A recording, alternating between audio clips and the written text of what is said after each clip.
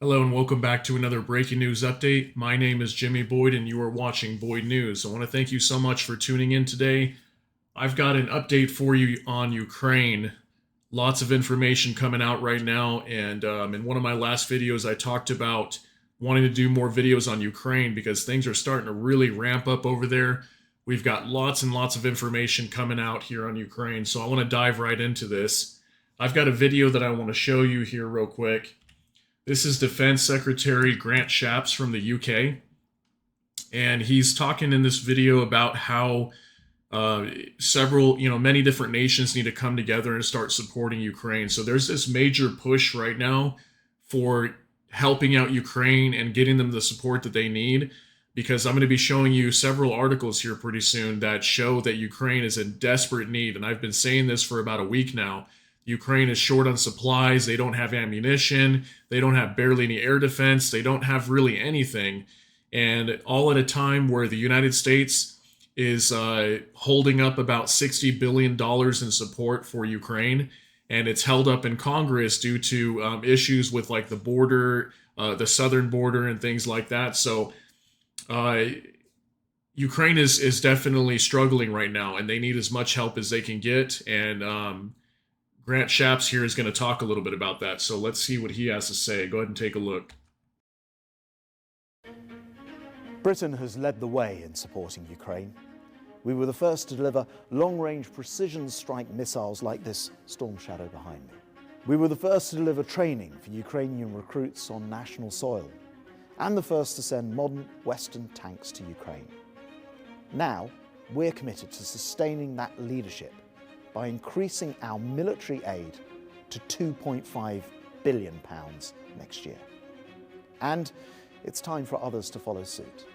From Washington to Brussels, just like in London, Kyiv needs our help, and we must all step up to military support and get Ukraine what they need to win. If we don't, it will be in our own cities and countries that we bear the unimaginable cost of a Russian victory. Because in 2024, the future of Ukraine will be decided. And only by doing more can we make sure that the future is one where freedom triumphs over tyranny. Slava Ukraini.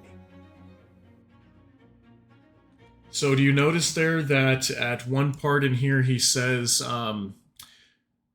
we will, if we don't, it will be in our own cities and countries that we bear the unimaginable cost of a Russian victory. So to me, that's a very scary statement, because he's basically saying there, if Ukraine doesn't win this war, the fight is going to come to us, or danger is going to come to us, meaning the West, meaning other countries outside of Ukraine. So there's a lot of this talk of whether, Putin is going to take Ukraine and then start attacking other countries like NATO nations or something like that. And to me, I'm seeing lots and lots of rhetoric behind this, where Russia's going to continue on and take other countries or attack other countries should they take Ukraine. And it's scary, too, to think that there clearly is so much at stake here, way more than even what we're being told. There's so much at stake, and it's very crucial for both sides to win this war, for the West. And I don't even want to say Ukraine, because Ukraine is being used as a proxy to fight against the Russians. So it's really the West. It's the United States, Britain, and so many other countries that are backing Ukraine versus Russia. Okay, that's what's really happening here. And it's so decisive on who's gonna win here. Like, it really depends. And so much is going to change based on who wins this war, and neither side, neither the West or Russia, is willing to back down. So it's like two giants, like super strong, boxers battling it out, and both of them are really hard to knock each other out, but somebody eventually is going to get tired. Somebody eventually is going to get knocked out, and then whoever gets knocked out, it's going to make a major change throughout this world. So it's crazy to think about that if you really just sit down for a moment and understand how serious this is. That's why I keep telling everybody that the Ukraine war is where it's really at. It's not about what's happening in the Middle East. That's all a distraction. Yes, Iran is a big problem.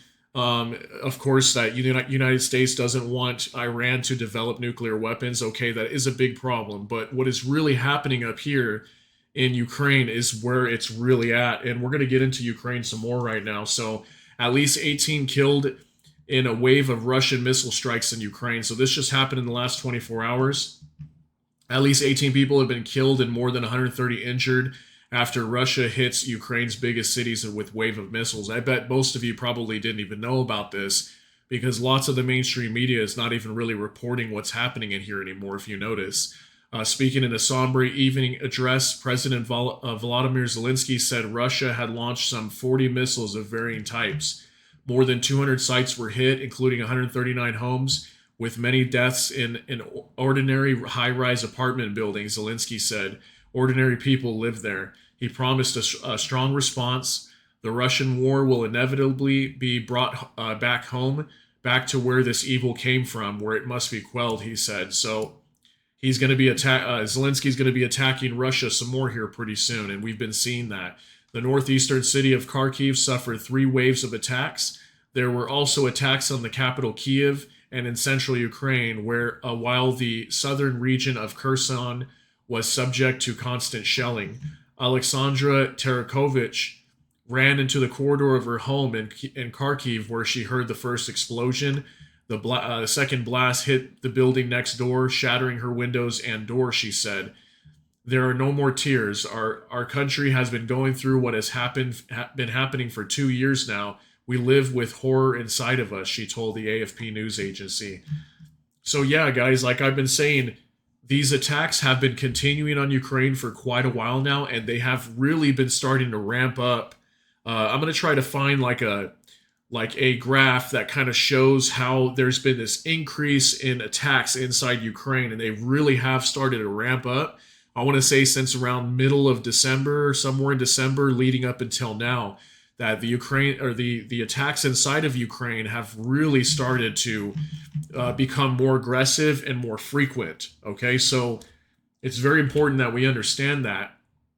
But Ukraine is just getting pummeled, and they don't have a lot of support. They don't have a lot of weapons or air defense or anything like that. They're barely at this point able to shoot down half of the missiles that come in when these barrages are flying in. So if Russia's shooting 50 missiles, they're only able to shoot about 20 or 25 of them down, and then the other 25 hit and cause massive damage, and hundreds of people are being wounded at one time, and it's just it's really bad. Okay, so I've got another article here. This is talking about Ukraine too, so we're going to talk about how Ukraine is struggling right now. Okay, they don't have a lot of money. They don't have much, okay? So look at this. So Pentagon finally runs out of money for Ukraine, urges 50 allies to continue supporting Kiev. So yes, the Pentagon is not issuing any aid to Ukraine right now. There's that $60 billion held up in Congress that's been held up for weeks now, and it probably will be continued to be held up because of border disputes on our southern border in the U.S.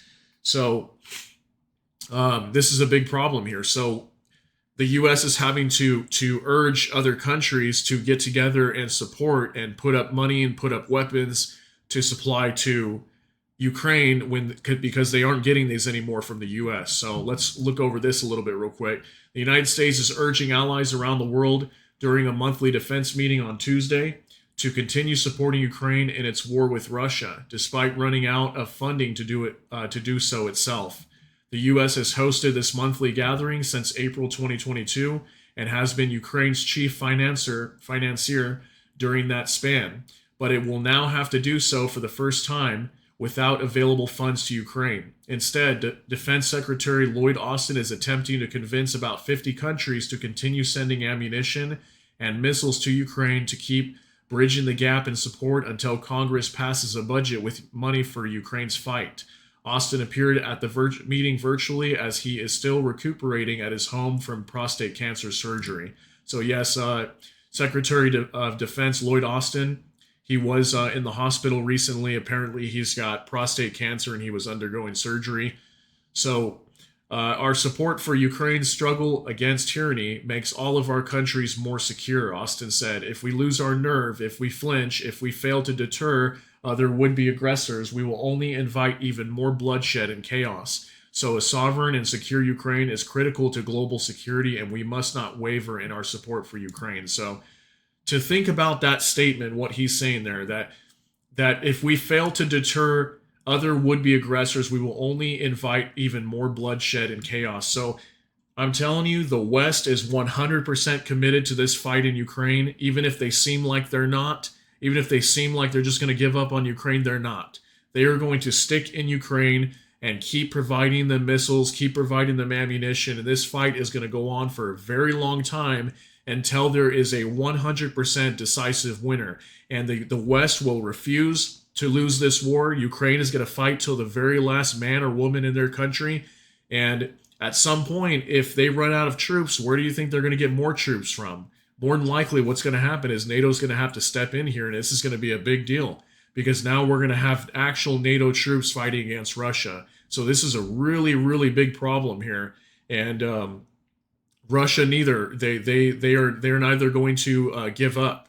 Okay, Putin is not going to give up here, and if he gets reelected in March, he's going to push for an even harder war here, and he's going to want to end this thing in Ukraine. So it's going to get pretty crazy down here. I've been saying that this year. I think this year and next year is going to be very, very big on what happens over here. We're going to see massive escalation in Ukraine and even bigger explosions, and hopefully we never see any kind of nuclear detonation either, because we've had former President Dmitry Medvedev coming out and also warning many different times of nuclear war and things like that. So it could definitely get crazy out of nowhere over here. Okay, so this is another article. Pentagon says Ukrainian soldiers running out of ammunition without U.S. funds. So, like I said, they do not have any ammunition. They barely have any air support. They barely have anything going on over here, and they're struggling to stay in this fight as right now, and they need aid immediately.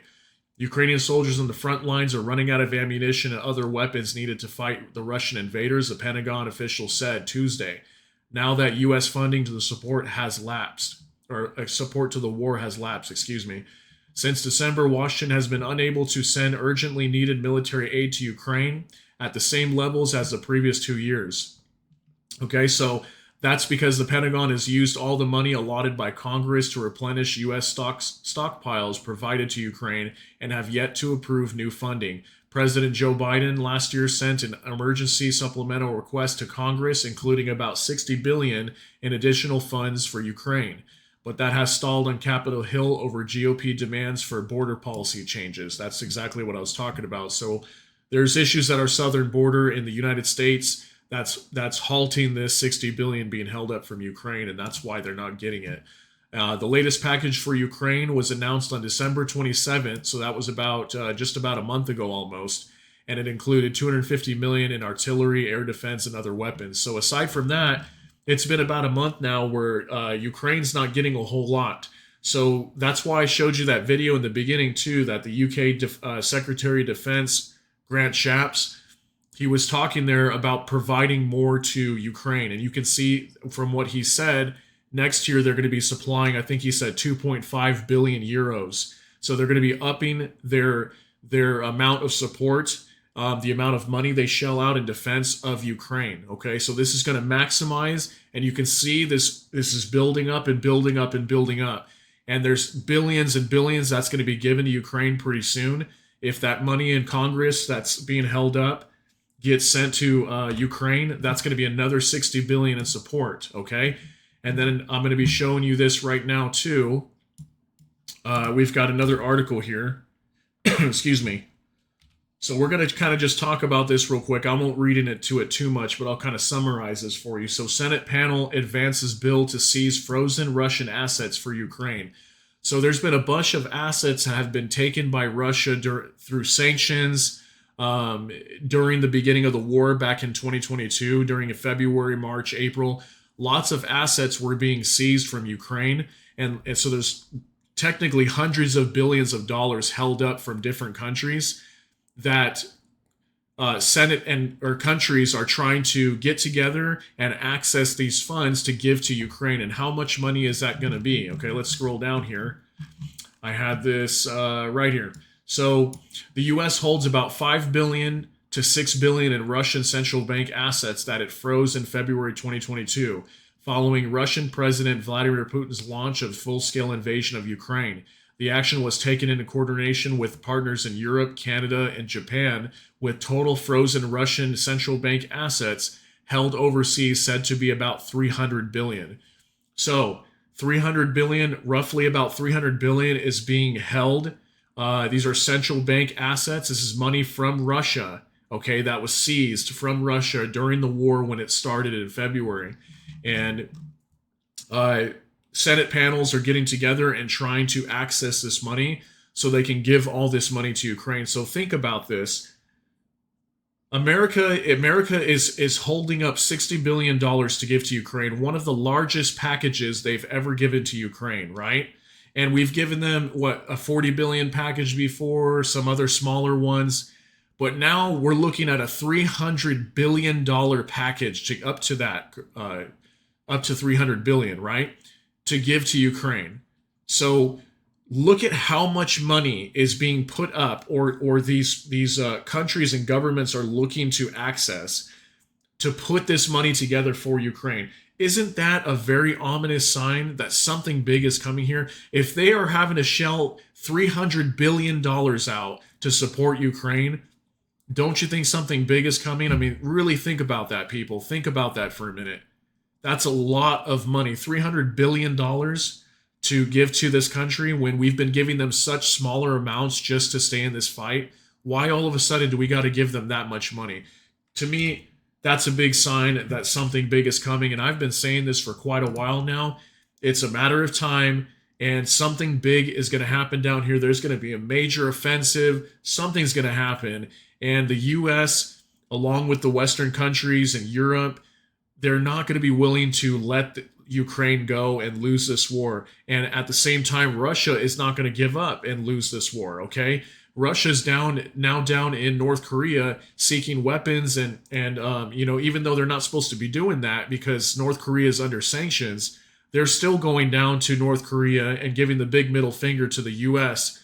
and seeking weapon supplies from North Korea. So what's going to happen over there now? Are we going to have a flare-up down in North Korea because North Korea is trying to give these weapons to Russia? You know, just imagine if we seize a cargo ship that's carrying weapons going to Russia. How do you think North Korea is going to respond to that? So there's just so much going on here. When you look at the landscape of what's really happening here, Ukraine is the main battle board here, okay? This is where the majority of the fighting is happening, and this is the major war, okay? The real war is the Ukraine war, and what happens here is so important and vital to both countries. That's why both countries are going all in right now, and Ukraine is beefing up their army. They're going to be conscripting 500,000 or more troops.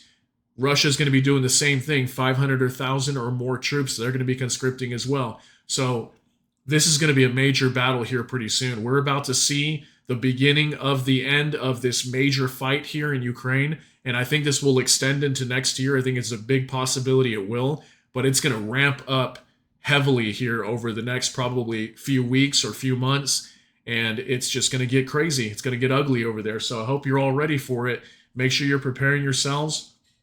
Make sure you're taking care of yourselves and your family, and you are prepared and you have a plan should something happen, because something crazy could happen here and it could affect us over here in the United States or wherever you might be living in another country. It could affect you as well. So please stay on your tippy toes and watch out. Keep your head on a swivel and be prepared for anything. Thank you so much for watching. That's going to be it for this Ukraine update. We'll see you guys all in the next one. Everybody have a great day. Take care and God bless.